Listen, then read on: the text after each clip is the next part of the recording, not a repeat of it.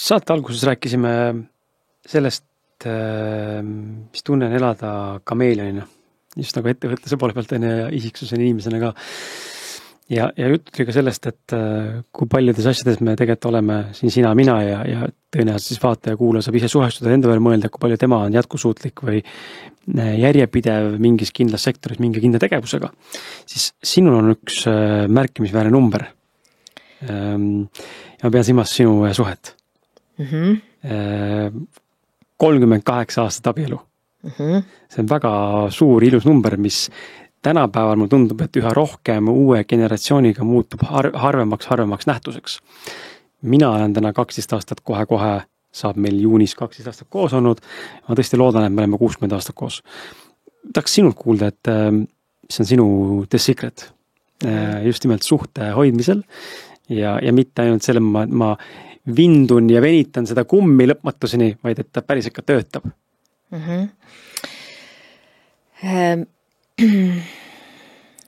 Suhe iseenesest ei tööta. Suhtesse tuleb panustada. Ja mitte ainult suhtesse ei tule panustada, vaid ka endasse tuleb panustada. Kui sa ise ennast ära kaotad ja muutud mitte huvitavaks, siis ei taheta suga koos olla.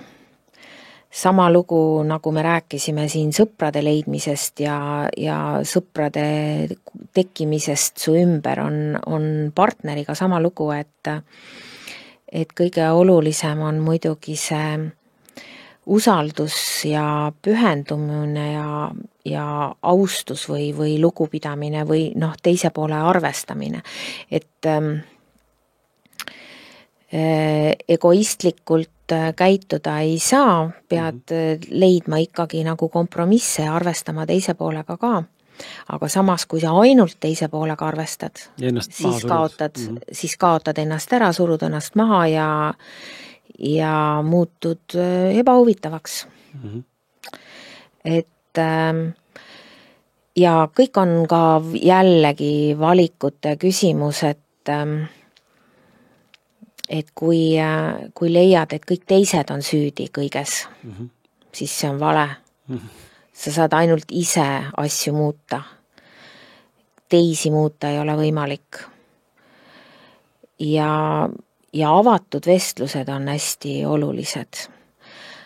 Mina naisena muidugi ütlen, et meestega on väga raske rääkida, kui nad rääkida ei taha. Aga ma ei tea, käi või kõrvade peal või tee mida iganes või võta konsultant appi või on suhtenõustajaid, kes on väga vinged ja tõhusad. Näiteks imago teraapia, seda ma soovitan kõigile, kes tunnevad, et hakkavad väsima. Aga muide imago teraapias, kuna ma nendega tegin ka natukene koostööd ja sain jälgida seal teatud koolitusi või toimimusi, siis seal tuli välja, et paarid, kes olid juba 3 korda lahutatud, sattusid uuesti samasugusesse skeemi. Õigemini üks poolest, kes oli 3 korda lahutanud, ta satub samasse skeemi ja tunneb, et jälle samasugune situatsioon, kui oli eelmise või üleelmise kaaslasega.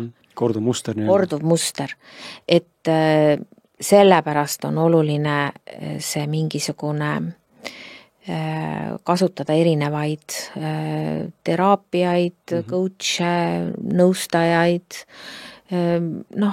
töö iseendaga. Jaa, töö iseendaga. Et ma arvan, et nüüd enam ei võeta seda nagu häbiga, et sa vajad abi. Mõned 10 aastat tagasi oli ikka tõeline tabu ja siis nüüd mine käi teraapias või suhtenõustajas ja saad igal juhul abi. Aga muidugi iga suhe, iga partnerlus on täiesti erinev, et siin mingisuguseid copy-paste variante ei ole võimalik teha, et vaata ennast ja tee üllatusi ja mõtle huvitavaid tegevusi ja leia koos toimimisi.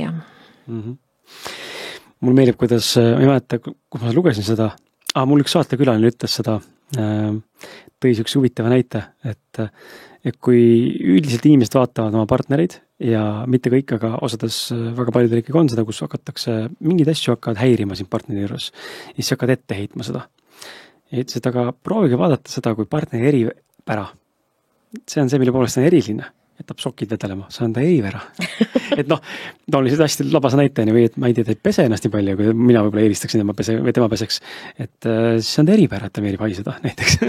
Et äärmuslikud näited, aga mõte jääb samaks, et vaatada seda asja nagu teise filtri kaudu ja perspektiivi alt ja siis tegelikult, kui sa sellega suudad nagu leppida, et see on, ja mitte leppida negatiivses pooles, vaid nagu aksepteerida seda, et see ongi tema. Seda on võimalik kohandada, muuta, täiendada, aga et see on tema, me ei pea ruineerima ega hakkama teda koinima selle pärast. Ma sellega ei ole nõus, et ei viitsi pesta ja et see on eripära. Ja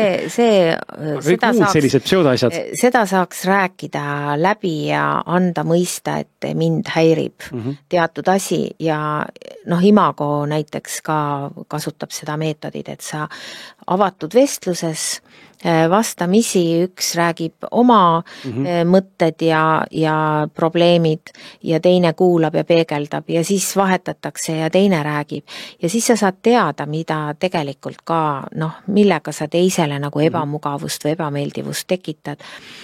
Et teinekord sa ei tulegi selle peale. Ei tule.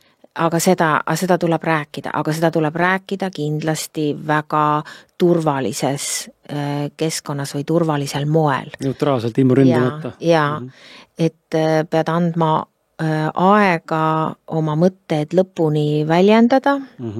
Kindlasti teine pool peab seda peegeldama, kuidas ta sellest aru sai ja see, kes oma mõtteid väljendab, jääb rahule alles siis, kui teine pool on täiesti samamoodi aru saanud, nagu mõtteväljendaja on tahtnud öelda. Sest tihtipeale me kuuleme midagi muud, kui meile räägitakse. Just. Ja, et see on nüüd oluline, et see sõnum on üks ühele üle kantud ja kohale jõudnud. Ja kui mõlemad tahavad edasi minna, siis selle kallal tehakse tööd ja võetakse arvesse, millega ma teisele ebamugavust tekitan, on ju.